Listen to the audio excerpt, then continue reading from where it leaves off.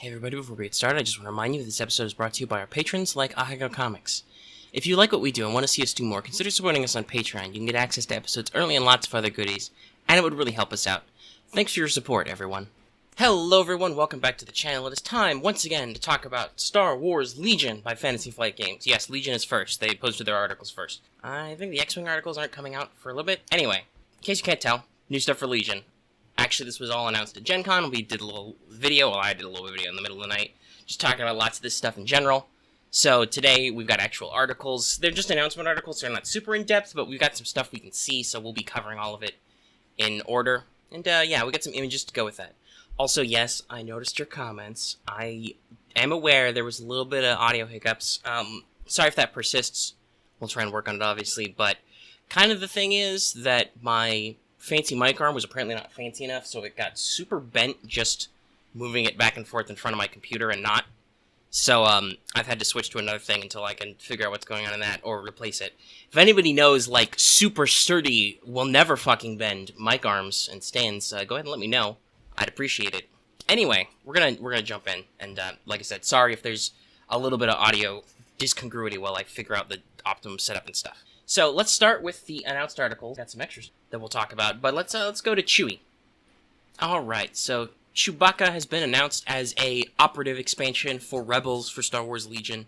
He looks to be like 80 points-ish, I think. It could be a 60 in there, who the fuck knows? Maybe a 90, God knows. They're tiny still. So, in case you forgot, since the Boba Fett announcement, basically the way operative works is you can have 0 to 2 operatives, and basically an operative is a commander-esque unit. They are a single mini unit. They have decent, health and stuff, and they even can have command cards, but their command cards almost always only affect them. It's really interesting, though the article does go to point out that it seems like all of Chewie's command cards will be with one of the major heroes of the Rebellion. They talk about his relationship with Han, Leia, and Luke, so I would guess that the various pips he's got will associate with them. We can see his Notorious Scoundrels, which is a Chewbacca and Han activation. And basically, you choose a discarded Han Solo command card and get it back in your hand for 3 pips. So let's talk about Chewie's base unit stuff. He's an operative, like we said, 80 points-ish maybe.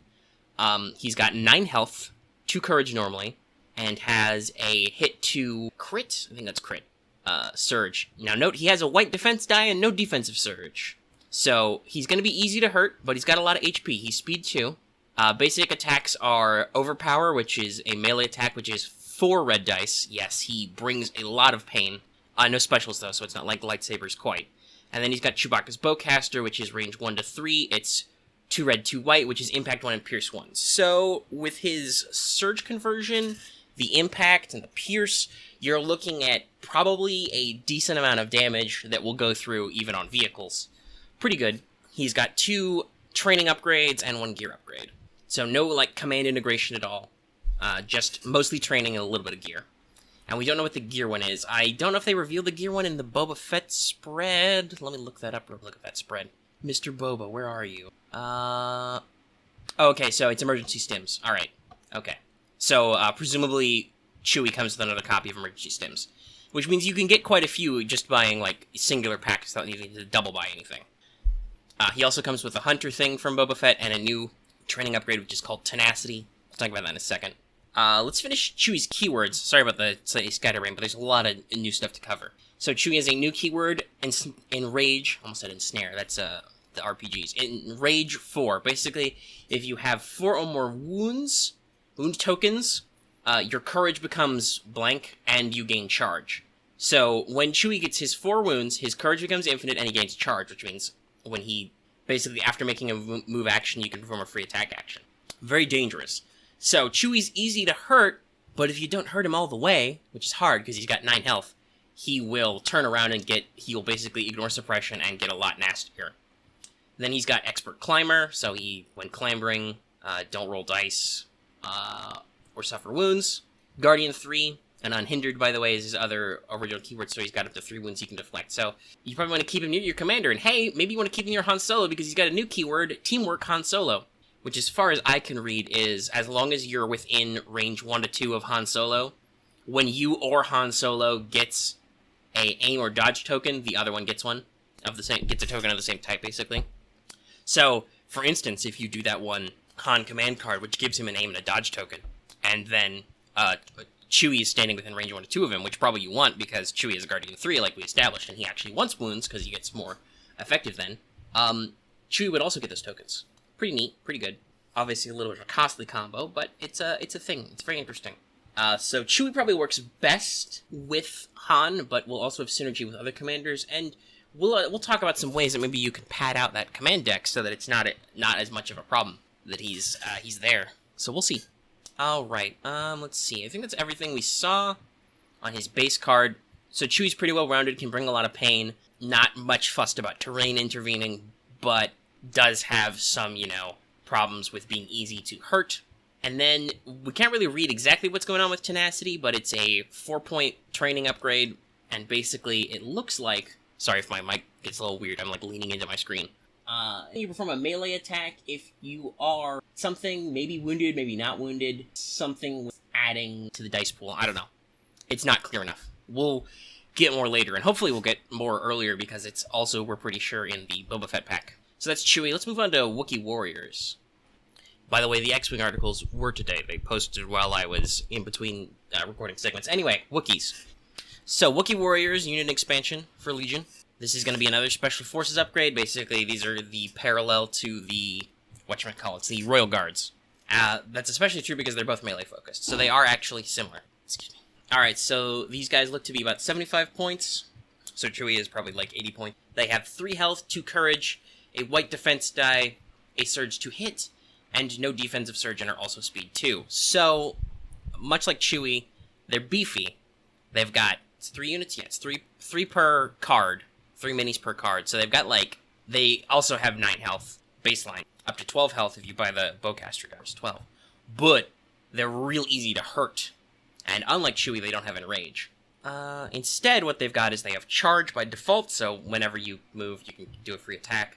They have expert climber, so they also do the thing with clambering. They have unhindered also, and then they have a new keyword, indomitable. During your rally step, roll a red defense die instead of white. So they have an easier time shedding suppression. They have slightly above average courage for a unit, like most special forces. They got a lot of health, but they're not hard to hurt. Their primary advantage is clearly terrain is basically no obstacle to them. Difficult terrain, don't care. Move over it with a speed of 2 the whole time. Doesn't matter. Expert climber, I gotta clamber up a wall or over some shit. No big deal. Makes them highly mobile, which is good because they want to get up close and use their Rick Blade attack, which is 2 black dice in a melee attack. So that's, we're talking like at least Luke's lightsaber, or rather Anakin's lightsaber on Luke, levels of damage in a melee attack with charge. So they can bring that melee pain if you can get them up close. You probably want to have them hug terrain and use their ability to ignore it to get in there close. They do have a ranged option. They have a range 1 to 2, once again a bit like the Royal Guardsman, which is their Kashyyyk pistol, which is 1 black and 1 white. So with 3 minis, 3 black, 3 white, that's okay, but it's still only range 2, so you really don't want to be relying on that if you want to.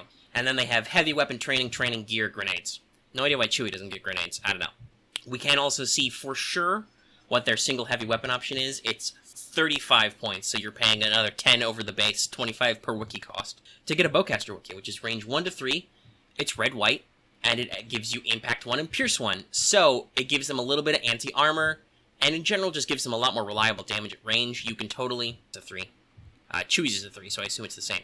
So you can totally, anyway, basically chip damage at armored targets with a Bowcaster Wookiee in case you want to rustle up close. Also, just in general, even at range 2-ish, it adds a lot of consistency to your ranged pool. Very useful. I expect you're going to see a lot of these guys. The Bowcaster specific. You're not technically going to see a lot of Wookiees because you can only run 3.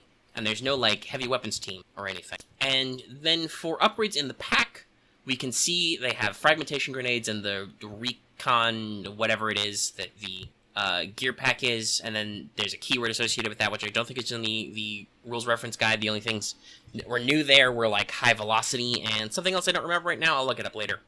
They also have tenacity, and then they have another training, so I expect they will probably have Hunter also as a mass-produced one, which is really interesting that they're adding so many copies to let you basically manipulate victory points. Anyway, that's pretty cool. Wookiees are neat. I like them strategically. I think Rogue Guardsmen are a little bit cooler, but they are, like, entirely melee-focused with their Magna Guard staff and stuff. Alright, so, here's the special surprise. We're gonna move into some images I have of the Specialist packs, and we're gonna talk about those a little bit. Alright, so let's move into that. Hey, so real quick, before we jump into Rebel Specialists, I want to point out that I'm pretty sure that the Recon gear upgrade gives your unit either Sentinel or Scout. Sentinel lets you do, standby activations at range 1 to 2 rather than, range 1 to 3 rather than 1 to 2. And then Scout. Okay, let's talk about Rebel Specialists. We're starting at Rebel because Imperial's next. Just, it's how my images are arranged, okay? So this is the Specialist, the personnel expansion. These comes with 4 minis, which are all optional personnel upgrades. It looks like you get an officer, a medical droid, an astromech, and then some kind of sensor or radar tech that they don't specify. And the officer can also be taken as a generic commander. Now, I'll be the first to say, I didn't think they were going to do generic commanders. Not at any, like, purity thing, but... Or at least I didn't think they were going to do them soon. Not at any, like I said, purity thing, just... I thought that they said they wanted to focus on unique units, so I figured they'd focus on them. But I guess that bringing us, the various commanders and operatives they have already has kind of rounded out that original iconic, so they want to give you some more options. Some people are a little concerned about the mechanics of this, but given how stripped down they are, and we'll talk about this in a second, but given how stripped down they are, I don't really think they're a huge advantage, because you trade off a decent number of points, but you can already easily take your lowest cost commander and still afford a full, 6 core units with gubs, with full package. So I don't know if it's actually going to change anything now, and people just think it will, because they're cheaper. More importantly, based on the command cards, which, by the way, are generic. They're not tied to the officer. You can just swap any of your standing orders cards with these cards. But, the 1-pip is Special Forces and Operative, so I'm pretty sure what this is meant to do is enable Special Forces and Operatives and those types of more expensive units. Anyway, the most detail we have is obviously in this case, on the Rebel Officer. The Rebel Officer is 50 points. They are 1 mini, a commander. They have 4 health, 2 courage, a white defense die, and have surge to hit and surge to block. So they have both surges. They are speed 2.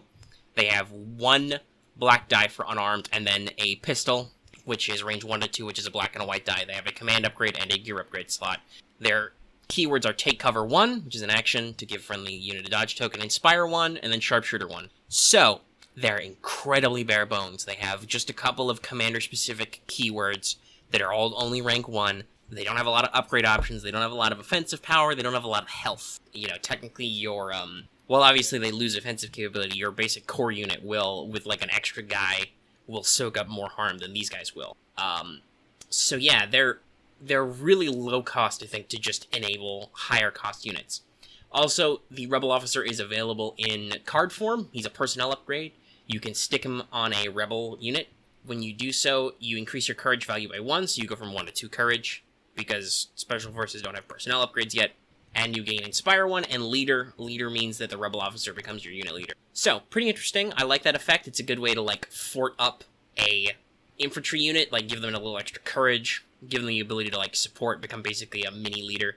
This is how I thought they would do officers anyway, so also the fact that they included as a commander mini is kind of neat. And also, you got that, coat with that gun and stuff. We can't really see exactly what they do, but the medical droid and the astromech droid appear to have a free action to, repair or treat, so we don't know exactly what they do. It looks like they got a recon remote, and then there's a new comms upgrade, which is probably tied to whatever the whatchamacallit is.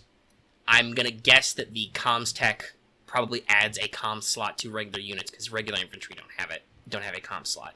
And then comms pack does something with that. And then there's a hidden upgrade we don't even know the type for. Probably here, but I don't know. Originally I thought there might be a generic pilot upgrade in here, but no, that's a comms icon. That's really all we know about these guys. So we'll jump over to Imperial. And Imperial Specialists is much the same. You get a Imperial Officer mini, you get a medical droid, an astromech, and a comms sensor guy. The Imperial Officer is, as a unit card, is exactly identical to the Rebel Officer, same stats and everything, except they have Spotter 1 instead of Take Cover 1, which it's better synergy with normal ones. Also, their version of a personnel card is 20 points as opposed to 19 points. I'm not super sure on why. I guess because most Most Imperial units have red defense dice, so technically it's the Imperial officer is a slightly more hardy unit. Also gotta say, hope this is just a goof with like their digital runs or their early mock-ups rather than it actually is this way, because the art is of a, you know, sleek female officer, and then the miniature looks more like a slightly pudgy-faced dude officer with generic sideburns, which, while I can identify with that a lot more, is not as interesting because, my god, there are a lot of boring same-face Imperial officers with dumb facial hair. They could really switch that up. Anyway, we can't really see anything else. It looks like it's got the same recon thing in the comms pack, and then it's got all the different ones. Functionally, it looks like the upgrades are the same, just the minis are differently themed. Their costs might be a little different because they add to units and so on. And that's about it. There's not really a lot to talk about. They have, you know, 1 pips, 2 pips, and so on that we can see. The 3rd pip is hidden. There's a hidden upgrade. There's not a lot to discuss here. So we'll go ahead and end it then. So that's basically the end of the episode. Obviously, that went a while because there were like 4 expansions to cover. We'll be covering more stuff as they come out. I believe Han and Rebel Commando should be later this year. There's no further previews to be had, so if there's any details missing from those, we'll get when it comes out. There will be preview articles for Scout Troopers and Boba Fett sometime. Also, I expect there'll be an official announcement for the Specialists maybe next month, I guess, probably. But, I'm probably not going to recover them, because I covered the details we have now until they do a preview article, just letting you know. And, that's about it. I think we'll just go ahead and wrap the video here, because it's been a while, and, I gotta go do other stuff so I can go make an X-Wing video, because like I said, those articles came out while I was working on this one. And yeah, see you guys in the next one. Remember, if you like this video, to give it a like. If you have any comments, leave them in the comment section down below. Your thoughts on Specialists or Wookiees of any variety. And, of course, if you're new here and haven't already, please subscribe. Also, don't forget to hit that bell for notifications. Herblurp. And, yeah. If you want, you can also support us on Patreon. There's a little bit of a Patreon hiccup going on right now, but, they'll sort it out. That's a great way to get access to our episodes early. You get them like a day early and lots of other stuff. Discord integration store, you can check that out. I say that a lot. We don't necessarily sell a lot of shirts, though, but we sell some, so hey, consider buying a shirt. It'd make you feel better. Anyway, I'll see you guys in the next video, whichever form that is for you. And, yeah, just go nuts. The thought I first had when reading Wookiee Warriors was, welcome to the jungle.